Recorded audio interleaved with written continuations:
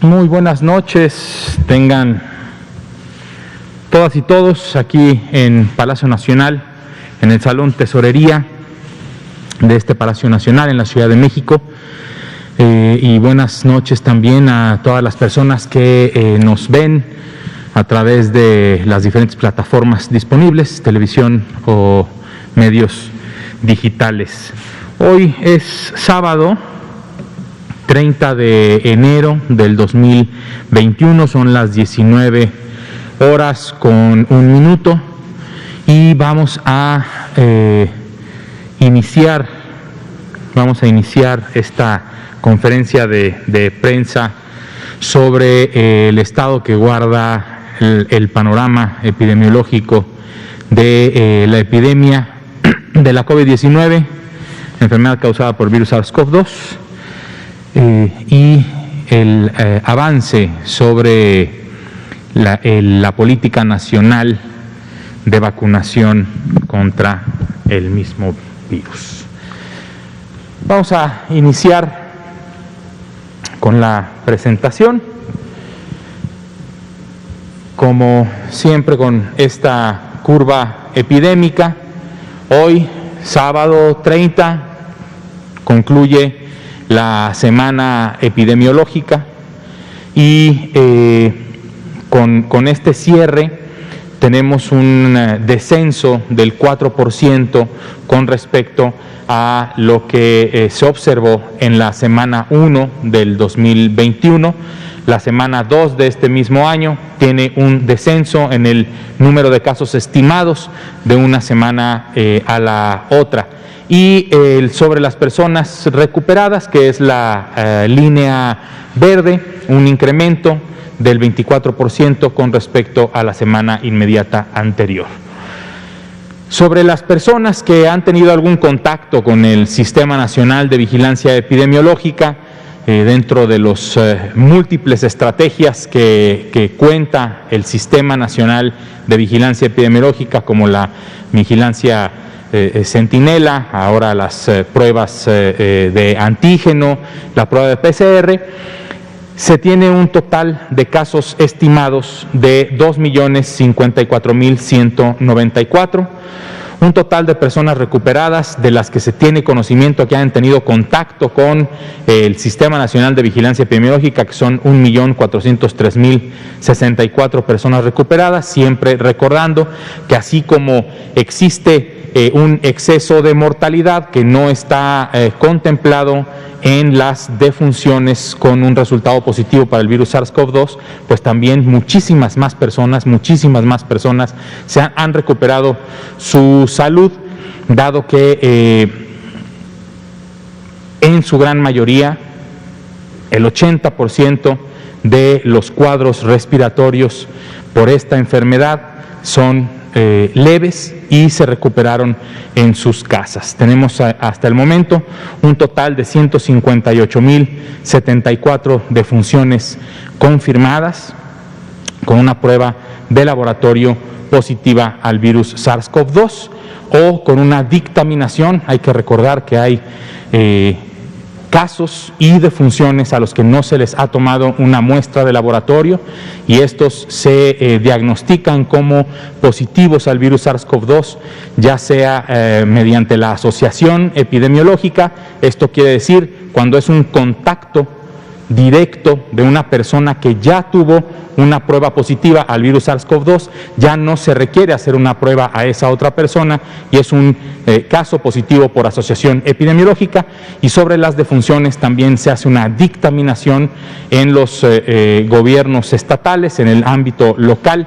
Se dictamina si las defunciones que no tuvieron una toma de muestra hayan resultado positivas al virus SARS-CoV-2, dado el cuadro clínico, la presentación y una potencial asociación epidemiológica con algún caso confirmado.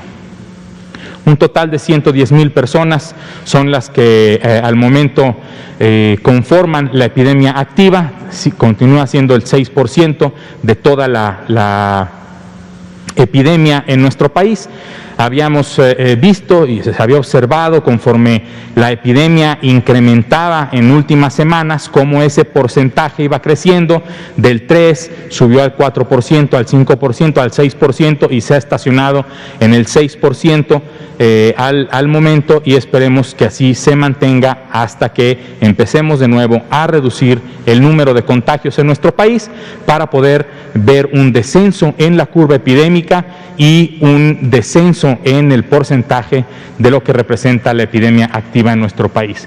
Sobre la disponibilidad de camas de hospitalización general, esto, como todos los días lo explicamos, es las camas que se utilizan para atender personas con infección respiratoria aguda grave que no requieren de un respirador mecánico, que no requieren de cuidados críticos, que sí tienen un cuadro grave pero no requieren de cuidados críticos. Tenemos una ocupación nacional del 58%, que del día de ayer al día de hoy se mantiene sin ningún cambio. 8 estados de la República con más del 70% de ocupación hospitalaria de camas generales. Tenemos a la Ciudad de México con el 88%, Estado de México 84%, y de ahí para abajo Puebla, Hidalgo, Guanajuato, Morelos, Nuevo León y Nayarit. Estos estados se mantuvieron de ayer a hoy igual, o sea, en el mismo estatus de más del 70% de ocupación hospitalaria. 5 entidades federativas tienen una ocupación entre el 50 y el 69%, son Guerrero, Querétaro, Veracruz, Michoacán y Jalisco, y 19 tienen menos del 50% de ocupación hospitalaria. Aquí aparecen Baja California Sur y Oaxaca con una flecha hacia abajo, que lo que significa que ayer estaban en esta ocupación entre el 50 y el 69%, y ahora pasan a este grupo en el que hay menos del 50% de la ocupación hospitalaria. Ese 58% de ocupación nacional significa que hay 20.249 camas ocupadas de las 34.928 camas totales, y por lo tanto tenemos en todo el territorio nacional, recordemos las diferencias entre tener más del 70% o menos del 50% de la ocupación, hay 14.679 camas disponibles para infección respiratoria aguda grave que no requiere de cuidados críticos. Sobre la disponibilidad de camas con capacidad para cuidados críticos, esto quiere decir con un ventilador, con un respirador mecánico, tenemos una ocupación nacional del 53%, ayer era del 52%, se incrementa un punto porcentual. Hay 3 estados que son Ciudad de México, Estado de México y Nuevo León, que se mantienen en este grupo de más del 70% de ocupación de camas con respirador mecánico. 9 estados entre el 50 y el 69%, Baja California cruzó el umbral del 50% y aparece hoy en este grupo de entre el 50 y el 69%, y 20 estados tienen menos del 50%. San Luis Potosí ayer tenía una ocupación mayor al 50%, entre el 50 y el 69%, y hoy tiene 48%, baja al grupo de los que tienen menos del 50% de ocupación hospitalaria.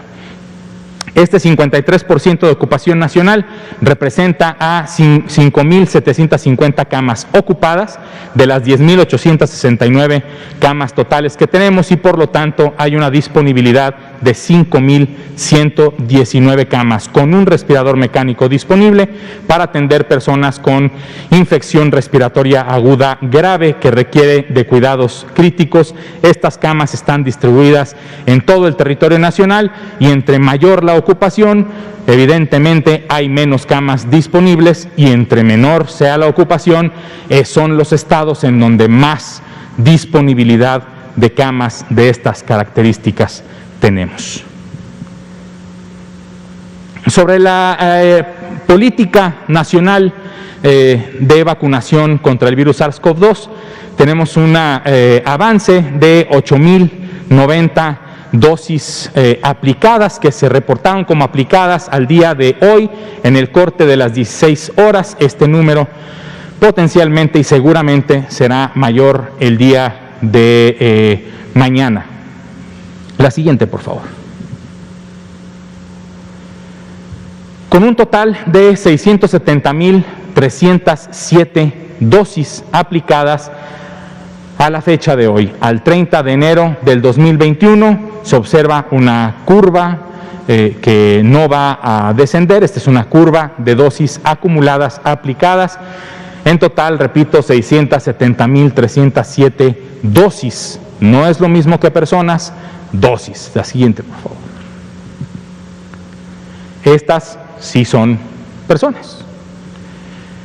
631,298 personas han recibido al menos su primer dosis de la vacuna disponible en nuestro país, que es la de Pfizer-BioNTech hasta el momento, y un total de 39,009 médicas y médicos y en general personal de salud de primera línea de atención a esta epidemia han recibido ya su segunda dosis, es decir, han completado su esquema.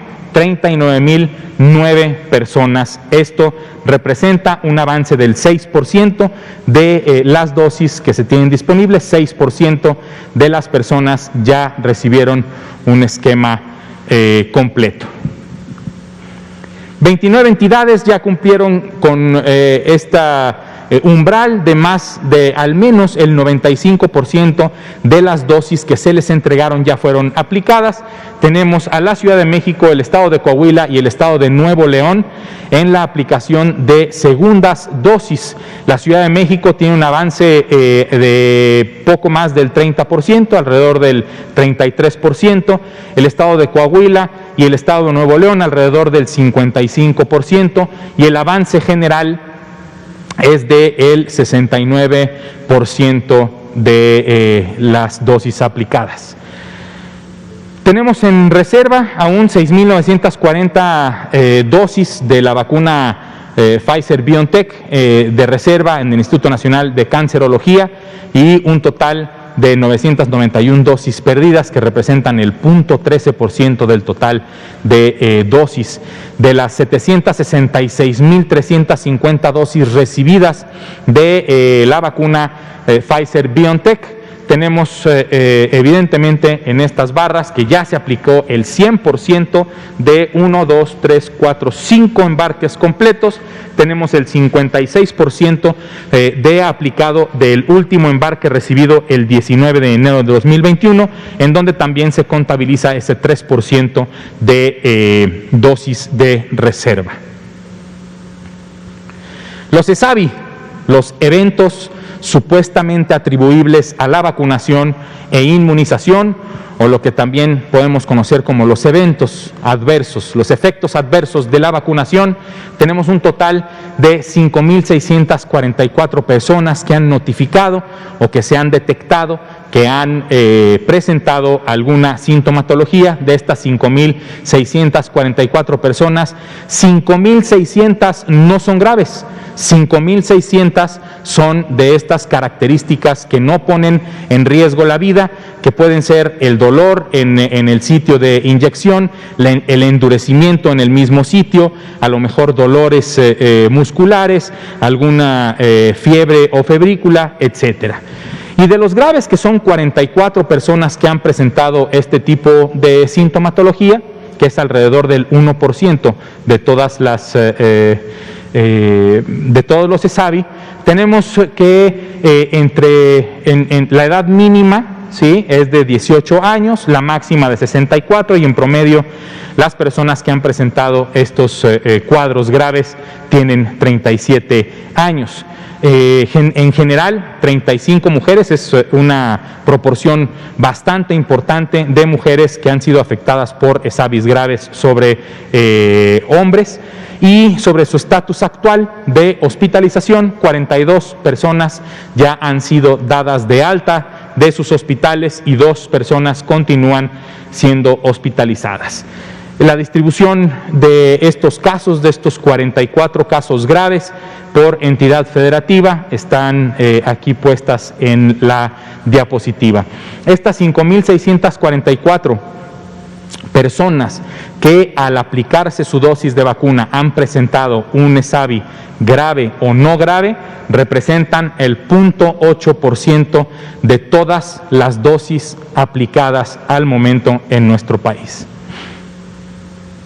Finalmente, sobre el operativo de vacunación a personal docente en el estado de Campeche, tenemos un total hasta la fecha, al corte del día de hoy, a las 18 horas, de 16.963 personas que han sido vacunadas, que pertenecen al gremio de maestras y maestros de personal docente en el estado de Campeche, para iniciar próximamente, lo más pronto posible, el regreso a clases presencial de niñas y niños en este estado, dado que también hay un impacto muy importante sobre el rezago educativo que puede haber en niñas y niños y que hay en México y en todo el mundo. Muchísimas gracias por su atención. Son las 19 horas con 16 minutos. Sobre el estado de salud del ciudadano presidente de la República, continuamos afortunadamente con un cuadro bastante leve. Es un hombre que ayer se presentó públicamente él mismo en un video que publicó en sus redes, y aquí pusimos en esta conferencia de prensa el día de ayer. Un hombre que está presentando un cuadro leve y pues mucha tranquilidad, alegría y esperanza de recuperarse. Va prácticamente, mañana se cumple la mitad de su periodo de aislamiento. Sí continúa con el mismo cuadro leve. Hay que recordar que son 14 días desde el inicio de el cuadro clínico, 14 días de aislamiento. Mismo periodo que deberían de cumplir también sus contactos de los casos que presenten un resultado positivo. Pues 19 horas con 18 minutos. Vamos a empezar con preguntas y respuestas. Por favor, somos pocos, pero de cualquier forma importante ser lo más breves posible para la pregunta, para poder tener varias rondas de preguntas y poder disipar cualquier duda que yo sé que todos ustedes traen desde su público, que también los ve, los lee, los oye, etcétera. Entonces vamos a empezar con preguntas. ¿Quién? Arturo. Buenas noches, Arturo Contreras, de Pie de Página. Un par de dudas. Estaba leyendo que se han manifestado nuevos síntomas de COVID leve, ¿no?, que incluyen la hinchazón de la lengua y ardor en las palmas de los pies y las manos. No sé, saber si nos podrían comentar algo al respecto de esto. Y sobre el mensaje que daba ayer el presidente, ¿no?, sobre lo que dijo Pfizer de mandar más pruebas para como arreglar el tiempo que se estaba perdiendo. Si nos pudieran hacer un comentario de cómo se va a llevar esto, ¿no?, si se van a redoblar esfuerzos o qué va a pasar para que la vacunación no se rezague tanto.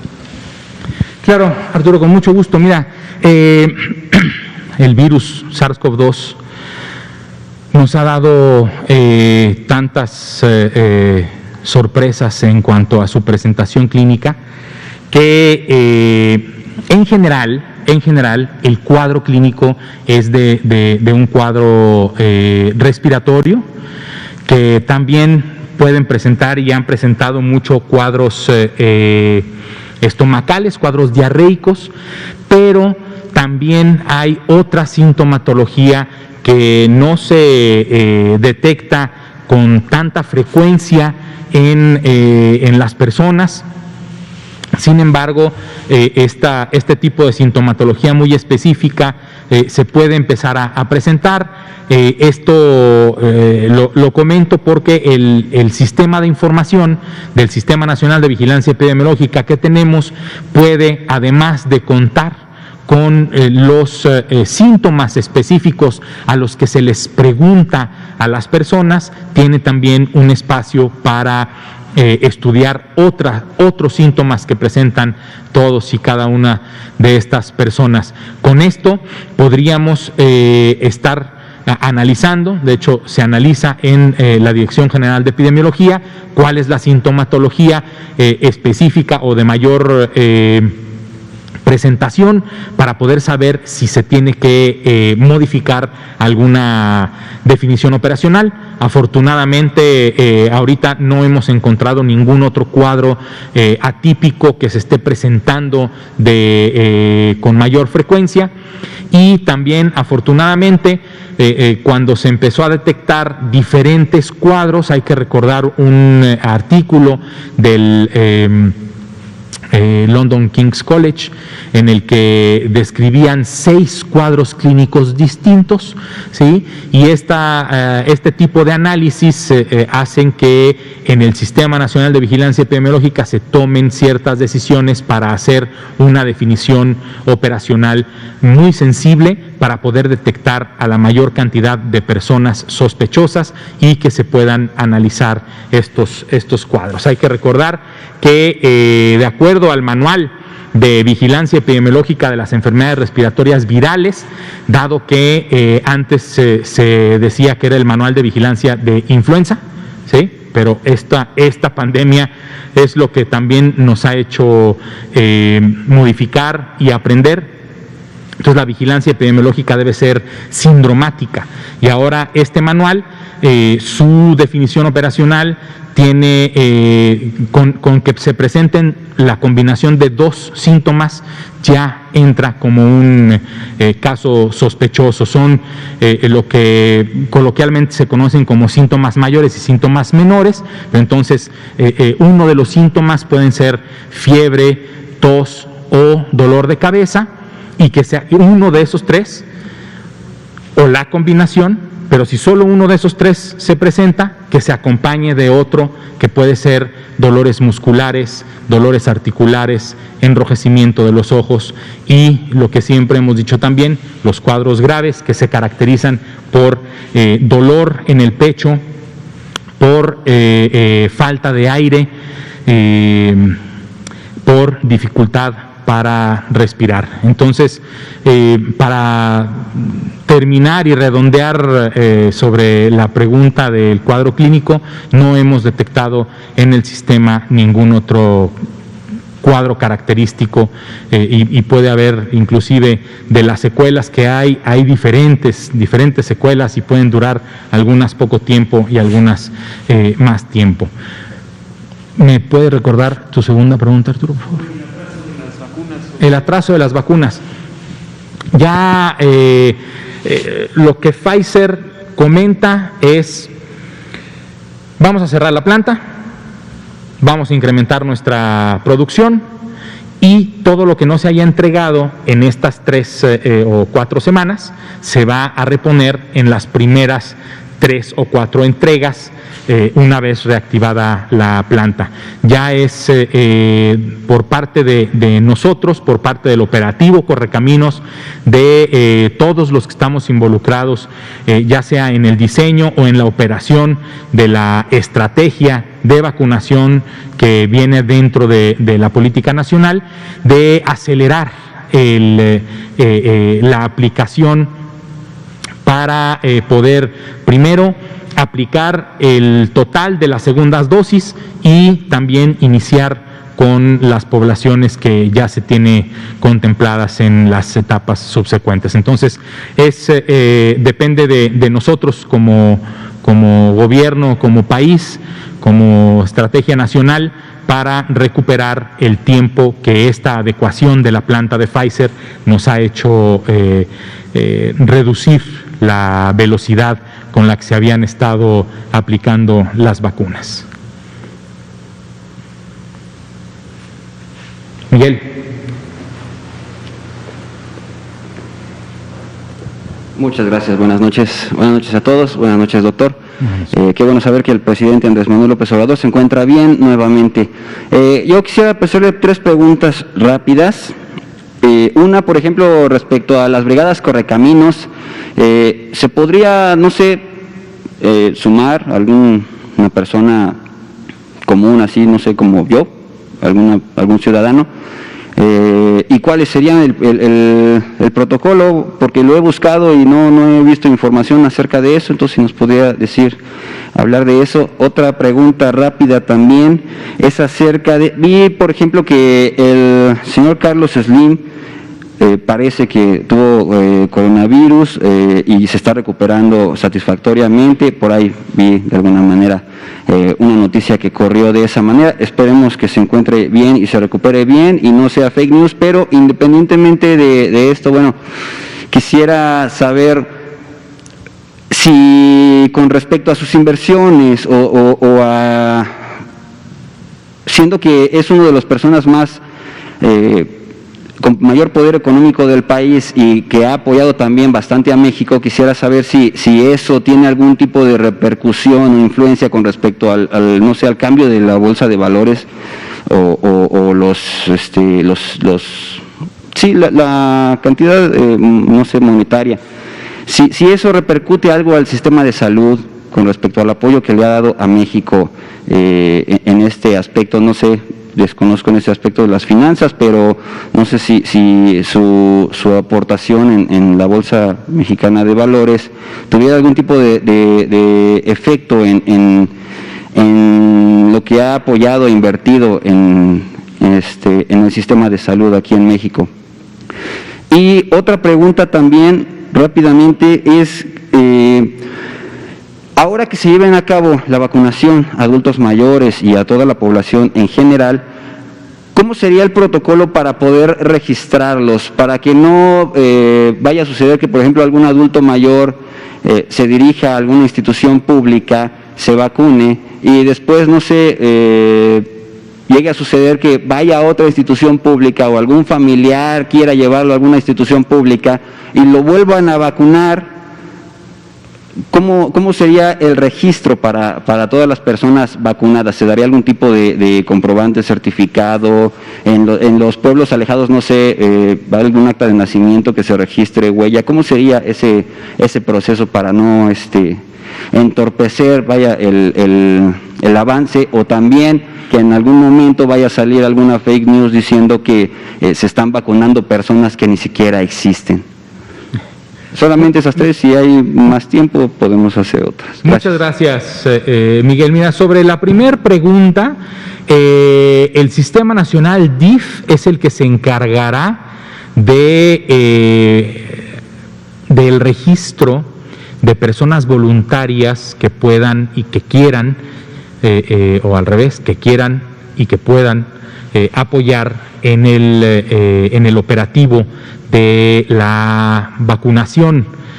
Aún no se ha definido el mecanismo para el registro de personas voluntarias interesadas en este apoyo, pero seguramente pronto será este llamado a que si hay personas, que hay definitivamente muchísimas personas en nuestro país que quisieran brindar apoyo para vacunar y para la logística de la vacunación. Hay que recordar que el operativo Correcaminos, esa es su característica, no es el clásico puesto de vacunación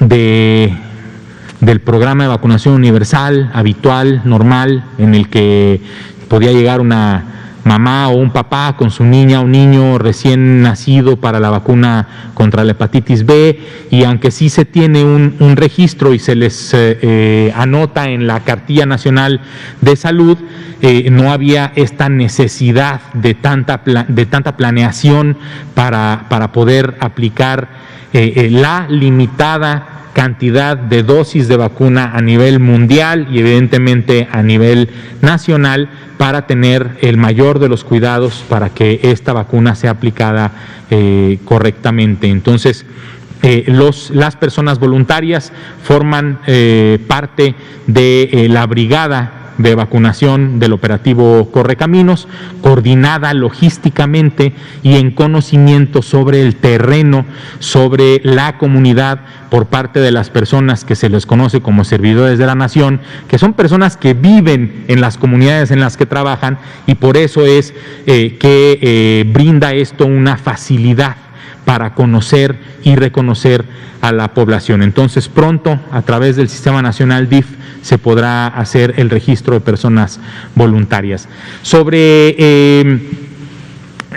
la pregunta de don Carlos Slim, me parece que lo que la Fundación Carlos Slim para la Salud apoya de forma importante en múltiples aspectos de la salud en nuestro país es a través de ciertas estrategias muy específicas que pueden funcionar y que han funcionado, y que las que funcionan se pueden adaptar y adoptar en el Sistema Nacional de Salud, y las que no funcionan como tal porque tienen un costo que a corto plazo pudiera ser absorbido por una fundación, pero que a largo plazo tiene que ser absorbido por la propia Secretaría de Salud con un presupuesto limitado, pues entonces ese tipo de proyectos pudieran no prosperar.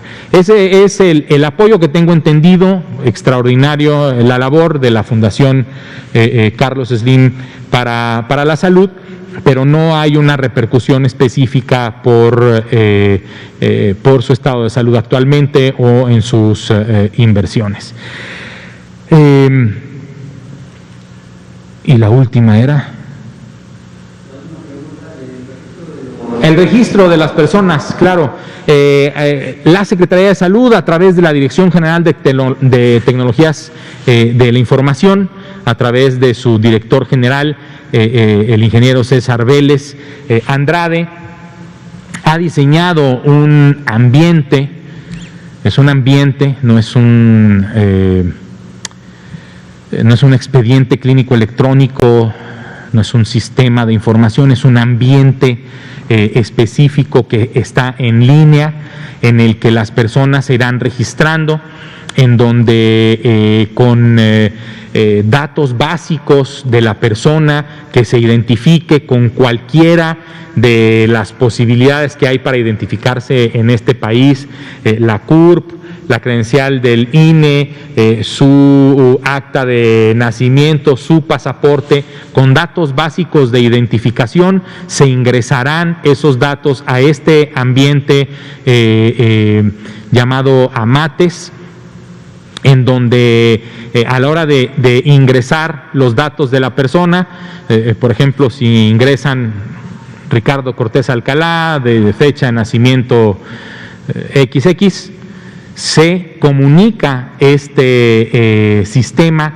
con el RENAPO, ¿sí?, para traer los datos de la CURP, del lugar de nacimiento, etcétera, para hacer una identificación plena de la persona. Esto lo va a tener registrado el sistema, y entonces va a ser un solo sistema, independientemente de si yo me vacuno hoy en un lugar y la segunda dosis la tuviera en otro lugar. Es el mismo sistema, y la persona que me aplique la segunda dosis también va a poder ingresar mis datos, buscarme rápidamente, encontrar que ya me aplicaron mi primer dosis, el lote de esa primera dosis, y sin ningún problema aplicar la segunda dosis y registrarla en el propio sistema para entregarme el comprobante de vacunación y o registrarla en su cartilla nacional de salud, que también es un documento importante que todos deberíamos de tener, y que estamos además trabajando en la Dirección General de Promoción de la Salud para mejorar la cartilla nacional de Salud para que sea un instrumento que no solo sirva para registrar acciones como que ya le di una plática sobre accidentes viales y ya le di una plática sobre cómo lavarse los dientes, sino darle ahí mismo la información que requeriría, por ejemplo, una mamá o un papá para mitigar los riesgos que tendrían sus hijas e hijos de sufrir accidentes, ahogamientos, etcétera. Y así también mejorar poco a poco el Sistema Nacional de Cartillas Nacionales de Salud. Entonces, hay múltiples formas del registro. Habrá un comprobante de vacunación y un sistema, un ambiente específico para el registro de acciones en salud. Es el AMATES. Por favor, adelante, Héctor. Gracias. Buenas noches, doctor Cortés. Carlos Alvarado, del 1+1. Una pregunta al respecto del estado de Campeche. Está por concluirse prácticamente la vacunación al sector educativo. Informaron hace una semana que eran 20,000 dosis, van cerca de 17,000. Ya prácticamente es un hecho que de aquí la siguiente semana se concluirá. Sin embargo, hay un dato que ya no está en verde, el estado de Campeche ya pasó a amarillo. ¿Qué va a pasar al respecto? En amarillo no es posible que el sector educativo esté en clases presenciales, ¿verdad? ¿Qué pasaría al respecto de ese sentido? ¿Cuál sería la evaluación? ¿Pudo haber sido mejor que se siguiera con el sector salud, con esas 20,000 dosis? ¿Cuál es su opinión? Mira, primero lo que hay que pensar es la primera dosis, a pesar de que ya brinda una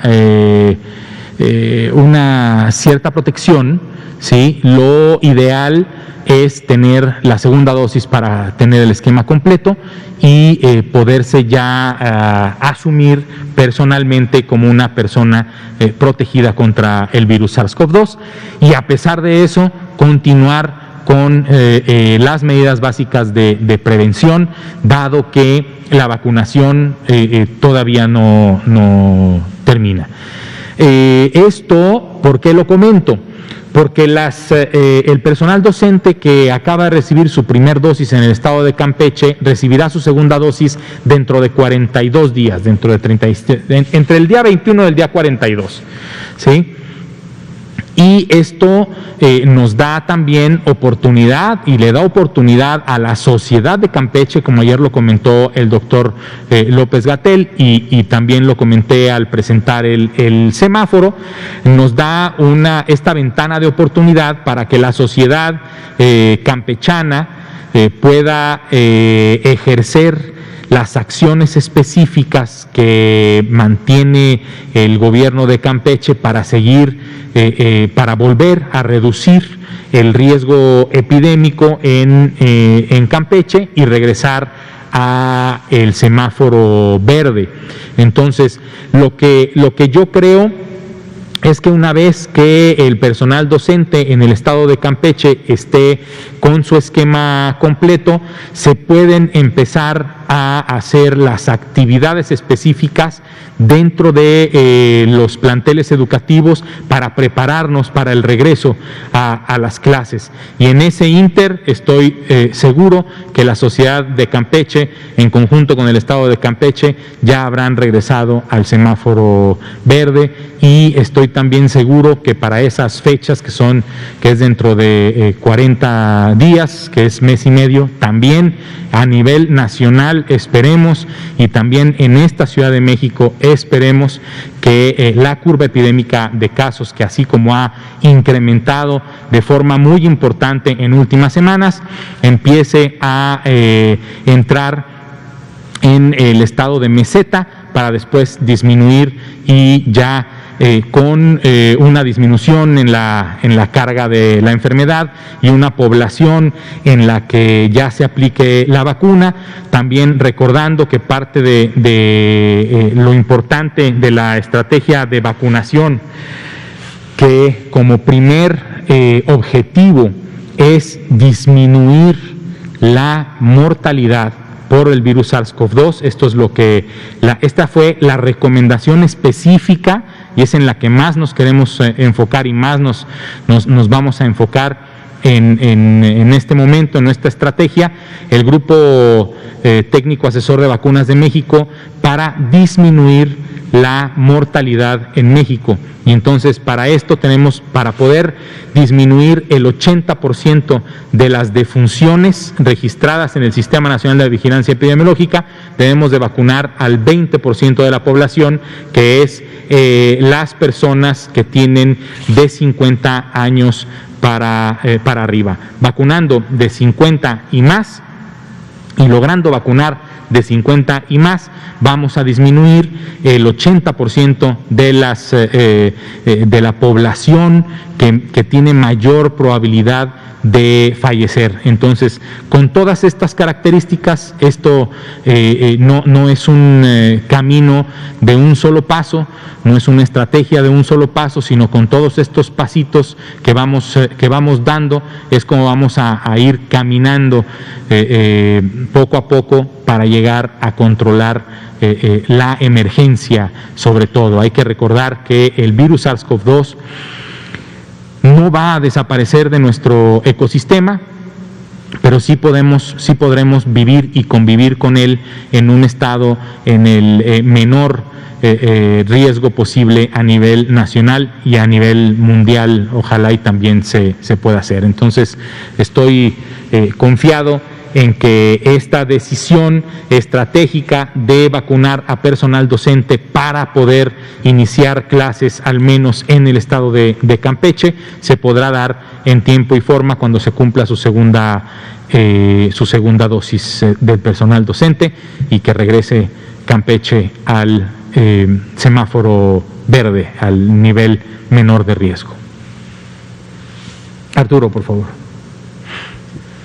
Nos preguntan desde el público que si los médicos que pasaron el examen de especialidades de estudiantes nacionales a residencias médicas, si van a ser vacunados, ¿no? Empiezan ahora en marzo, entonces pues tienen duda de si los van a vacunar y si van a estar en este cuadro.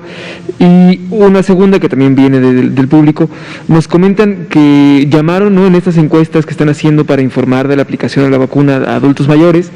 Entonces nos dicen, ¿qué pasa si el adulto mayor en la encuesta dice que no y después decide que sí se quiere poner la vacuna, ¿no? Si todavía va a ser posible que se le ponga la vacuna o bueno, ahí queda. Y nos piden también que si pueden volver a dar información sobre los niños, sobre cómo afecta el virus a los niños, sobre cómo cuidarse, ¿no? Sobre si uno se enferma, pues qué hacer y cómo tratarlo. Entonces, pues, bueno, de momento. Claro que sí, con todo gusto, Arturo. Yo creo que sobre el último comentario podríamos preparar específicamente alguna intervención en esta conferencia de prensa de algún especialista sobre las llamadas que están recibiendo las personas adultas mayores. El decir que no significa un no absoluto. Su vacuna, ahí está, las vacunas están previstas y adquiridas para toda la población a la que se le puede aplicar la vacuna. Me parece que hay dos opciones. Si tienen registrado el número del que les están llamando, regresar la llamada y decir, mire, soy, en este caso, Ricardo Cortés, y dije que no, pero en realidad ya me informé mejor, me metí a la página de coronavirus.gov.mx, a la página de vacunacovid.gov.mx y vi que es una vacuna segura y que ya se está aplicando en muchos lugares y siempre quiero cambiar mi posición. No hay ningún problema, su vacuna ahí va a estar. Estas llamadas nos sirven para muchísimas cosas, entre ellas saber qué porcentaje de la población de estos grupos de edad específicos están dispuestos, pero sobre todo los que dicen que no, para saber qué porcentaje ha dicho que no y generar una estrategia específica de comunicación para que estas personas cambien su decisión, porque hay que recordar también que la inmunidad colectiva se adquiere de acuerdo al R0 promedio del virus SARS-CoV-2 que se tiene publicado en diversas revistas científicas, es el 70% de la población. Entonces, el 70% de la población debe de recibir la vacuna, ¿sí? Y si el porcentaje de personas que no quieren recibir la vacuna es mayor a este 30%, debemos de hacer una estrategia específica para darles la información. Ya lo he dicho también aquí, promoción de la salud es la información correcta en el momento correcto a la persona correcta para que tome decisiones correctas. Y la decisión, la mejor decisión que una persona puede tomar en este momento con respecto a la vacunación contra el virus SARS-CoV-2 es recibir la vacuna. Entonces, estas llamadas para esto también nos están sirviendo una especie de encuesta que también lo hizo el Instituto Nacional de Salud Pública en la encuesta nacional de salud y nutrición con respecto a la COVID. También preguntaron qué proporción, o una de las preguntas era si usted estaría dispuesto a recibir o no la vacuna. Entonces, sirve para muchas cosas, que no se preocupen. Cuando llegue el momento, se anunciará también cómo es que las personas que no han recibido un llamado específico pueden acudir y a dónde deben acudir a recibir su vacuna. Sobre las personas médicas residentes que inician el 1 de marzo de este año su residencia médica, tenemos que revisar también de todos los hospitales, los que hayan llegado y hayan sido seleccionados para ejercer una especialidad que esté y en un lugar que esté atendiendo pacientes con COVID, pues para que las personas directivas de estas unidades de salud puedan hablar con nosotros también para poder ver cuál será la estrategia de vacunación de estas personas que ingresan al Sistema Nacional de Residencias Médicas. Felicidades a todas las personas que hayan sido seleccionadas. Como todos saben, es un proceso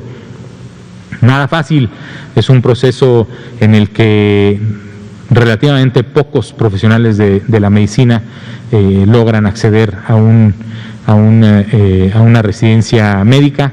Felicidades a todas y todos. ¿Alguna otra pregunta? Arturo y Miguel. Sobre la eficacia o la información que se tiene sobre la plitidespina, ¿no? un medicamento que según tengo entendido está en ensayos clínicos de tercera fase para ser aprobado como tratamiento para el COVID, el cual representa muchos mejores resultados que el Remdesivir. Entonces no sé si tengan como alguna información sobre esto o si se pueda saber si se puede usar próximamente o algo así. Claro, mira, hay múltiples ensayos clínicos que se están llevando a cabo para intentar encontrar ese medicamento que, así como se logró en tiempo récord tener una vacuna contra este virus, pues también tener un tratamiento específico, porque como bien lo hemos comentado, la eficacia y la efectividad de la vacuna son diferentes. La eficacia es la que se observa en un grupo específico en los ensayos clínicos, una población cautiva, estudiada. Y la efectividad es cuando ya se lanza al mercado general, y esta efectividad la tenemos que estar revisando también en conjunto con las diferentes farmacéuticas, y puede ser que sea igual, ¿sí?, que sea igual la eficacia que la efectividad. Puede ser que se reduzca un poco, o puede ser que cambie también de forma importante. Lo mismo las vacunas no surten el mismo efecto a todos. Hay personas a las que seguramente tendrán una mejor respuesta que otras. ¿Por qué comento todo esto? Porque esto hace que sea necesario seguir investigando en medicamentos que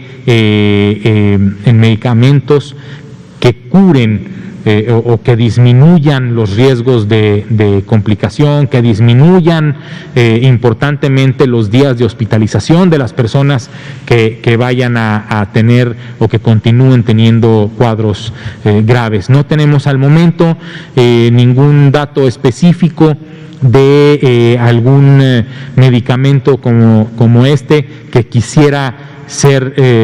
se quisiera utilizar en nuestro país, pero en el momento en el que lo tengamos será anunciado también aquí seguramente. Arturo. Miguel, por favor. Gracias. Doctor, ahorita que mencionábamos acerca de las vacunas, ¿están aseguradas las vacunas que vienen de los demás países? Dios no lo quiera, en el caso de algún siniestro, no sé, que haya alguna pérdida de las vacunas con respecto al costo y bueno, la obtención nuevamente, la garantía de obtención de las vacunas de otros países, ¿están aseguradas con respecto a, no sé, algún cargo económico y con respecto al país del que provengan o la farmacéutica de la que provengan?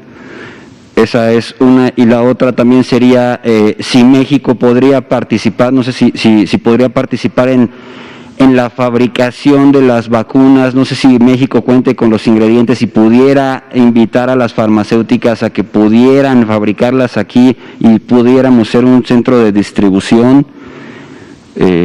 No sé si México cuente con esos recursos o esos ingredientes, no sé si se puedan facilitar para poder hacer un arreglo con las farmacéuticas. Gracias. Híjole, siniestros, accidentes, todos esos pueden ocurrir, no los podemos tener contemplados porque eso es lo que son accidentes o siniestros no contemplados que pudieran, así como Pfizer lo planeó, de reducir su producción para después aumentarla, pues los siniestros no se pueden prever. Entonces, nada en este mundo está asegurado más que en el momento en el que nacemos, lo único que tenemos seguro es que nos vamos a morir, ¿no?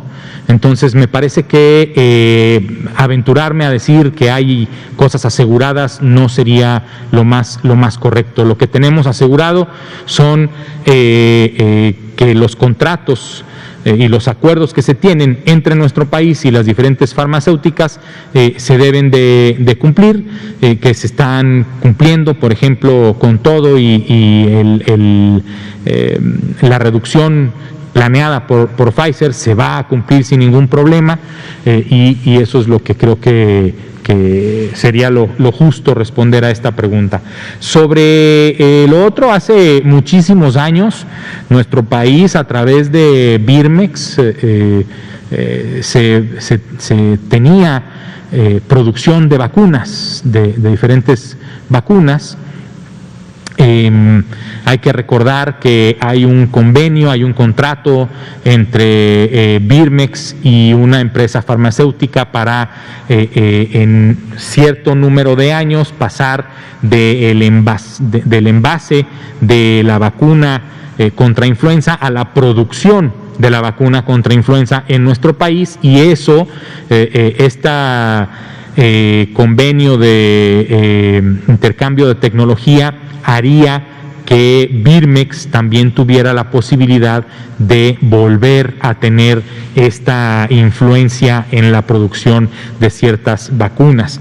Esto hablando de Birmex, hablando de otras farmacéuticas mexicanas, por ejemplo, pues lo que estás comentando es lo que se está haciendo con Liomont y la vacuna de AstraZeneca. Se trajo a México la producción del activo de la vacuna de AstraZeneca desde Argentina, y aquí en Liomont, aquí en México, se va a envasar para después distribuir tanto en nuestro país las dosis, 70 millones de dosis que se acordaron con la farmacéutica Astra, y 200 millones para el resto de América Latina, si no me equivoco. Y entonces es este acuerdo entre privados en el que la vacuna de AstraZeneca Oxford se produce como tal, el ingrediente activo, en Argentina. De Argentina se trae a la Ciudad de México y en la Ciudad de México se envasa y se empieza a distribuir. Entonces México sí tiene las capacidades se pueden incrementar también en un futuro.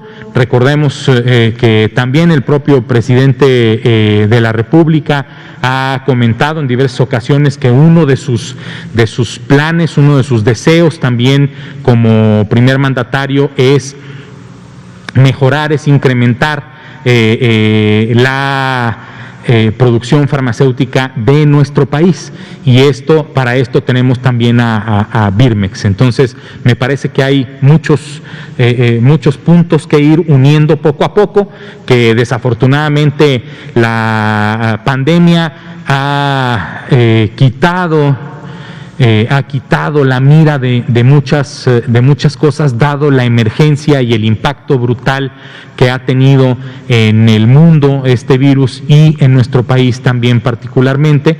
Pero una vez que se pueda completar con la vacunación y que la población continúe y mejore la forma en que ejecuta las medidas básicas de prevención y la emergencia concluya y el virus SARS-CoV-2 se convierta en un virus endémico epidémico de las temporadas de frío, como lo es la influenza, entonces podremos retomar todos estos planes que se tienen de mejorar a Birmex, de incrementar la producción, de tener una industria farmacéutica mexicana que sea poderosa para poder tener estas capacidades básicas en nuestro país. Última pregunta, 1957. Una ultimísima, y se me olvidó desde el inicio que pasaron las diapositivas con el informe diario. Cambiaron un poco el formato y ya no viene la cantidad de personas confirmadas hasta el momento. Entonces, un poco a qué se debe este cambio y si se va a poder reintegrar o algo así. Nos preguntan por varios medios. ¿De las confirmadas específicamente? El total de las personas confirmadas para COVID-19. Ok, el resto del informe, el informe completo, lo tenemos publicado en coronavirus.gov.mx, pero lo que es las personas o los casos estimados, si podemos poner de nuevo la diapositiva.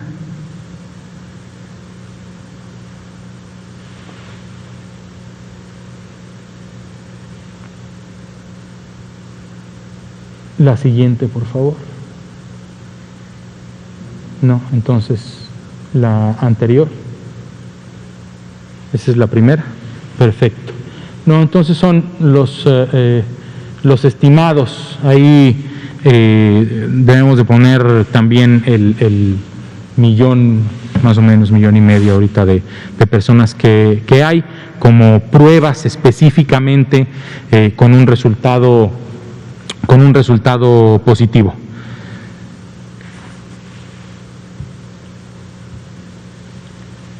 Lo pondremos para que no falte exactamente el número de pruebas positivas. Muchas gracias, Arturo. Pues son las 19:59 de este sábado 30 de enero. Y antes de dar las gracias a todo mundo, dar las gracias a las personas, intérpretes de lengua de señas mexicanas, que hacen que en este país las personas sordas, la comunidad de personas sordas en México, puedan entender igual que todos igual que todas las personas en nuestro país que somos personas oyentes, puedan ser igualmente bien informadas de lo que está sucediendo en nuestro país con esta epidemia, y pedir a todas las personas que por favor continúen y mejoren, sobre todo, mejoren sus prácticas en la ejecución de las medidas básicas de prevención, que son la sana distancia, el uso correcto del cubreboca, el lavado frecuente de manos, la etiqueta respiratoria, y si tienen alguna sintomatología, quedarse en casa y acudir en su momento lo más pronto posible a recibir atención médica. Recordar que entre más pronto uno acuda a recibir atención médica, sobre todo de los cuadros que se están complicando, menos probabilidad de morir. Muchísimas gracias, que pasen una buena noche.